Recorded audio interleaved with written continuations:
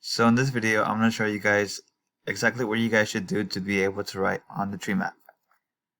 Right? You can either double click and this box will pop up, or you could just click on it once, click edit, and this box will also show up. Alright? In order to write under each branch, you must double click on the bullet points. Once you click on it, it will allow you to type.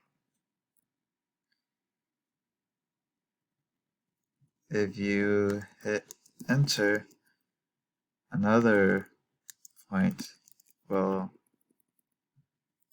appear.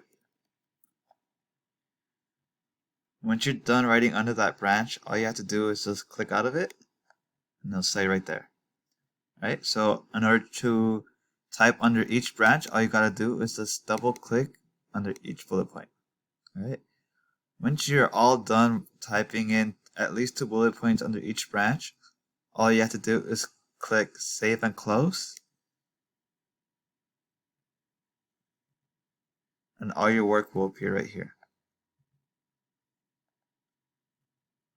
Okay, so that's all you have to do in order to fill in the information for this tree branch. Just in case you guys write a little bit too much or it doesn't fit, all you have to do is just double click and then double click your text box.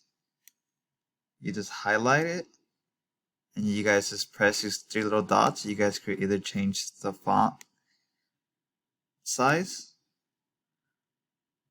or if you guys think another font style will work better and be smaller, you could also change your font style right here, just like that. So this is just in case you write too much and you guys want to make your typing smaller. All you have to do is just click just the 3 little dots and you can change the size and style of your font. And all you will do again is just click save and close, and it will appear here.